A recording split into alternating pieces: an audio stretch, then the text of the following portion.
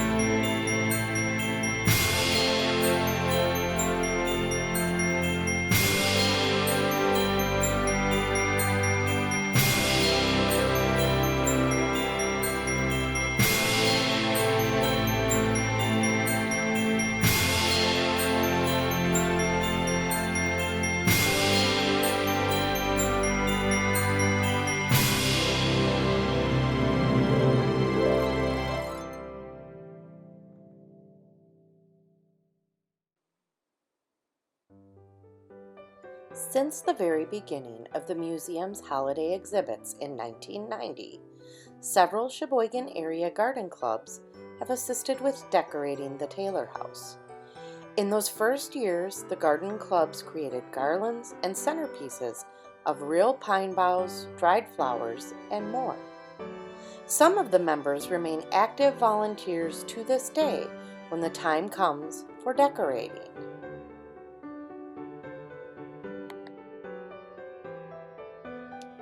These days, staff set up the trees and garland right around Halloween, and now the materials are all artificial, in part because the exhibits last over a month. We have also returned to trees that are not pre-lit. Typically, a smaller contingent of garden club members comes in the day before the big decorating day to string all the lights, usually well over 100 strings by the end.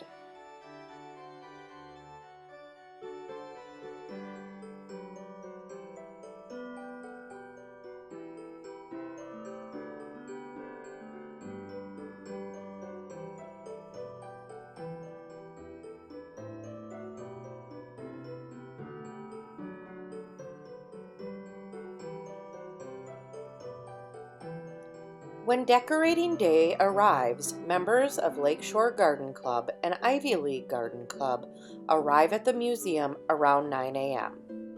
Ornaments, picks, and more are already set out by each area for the trees, garland, and wreaths that make up decorations in the room. Everyone divides up throughout the house, working in teams, and the magic begins.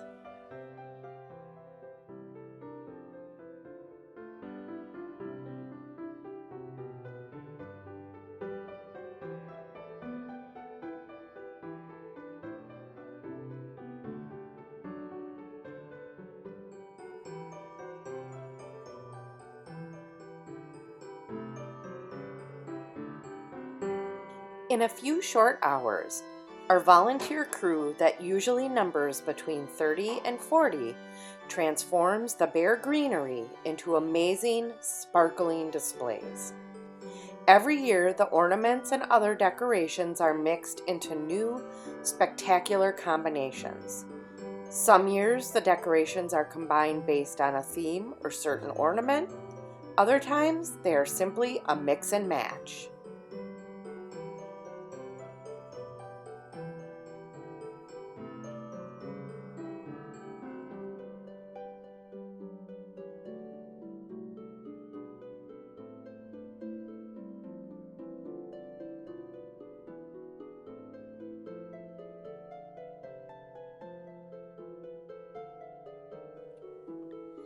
By 10:30, it is time for a snack and coffee break, along with a group picture.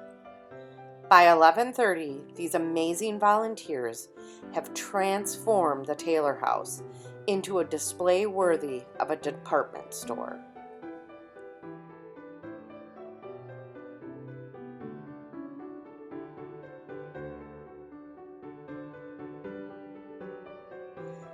Of course, 2020 brought some challenges to our normal operation. Staff started early with the trees and tested their skills on stringing lights and fluffing up the branches of the trees and garland. But the true decorating was something we just knew could not be done by staff alone. With the need to have smaller groups, social distancing, and comfort for those who were willing to volunteer, we spread decorating across 3 days for a few hours each day and split between different areas of the house. Unfortunately, we also had to skip the coffee break this time around. But the results were as amazing as always.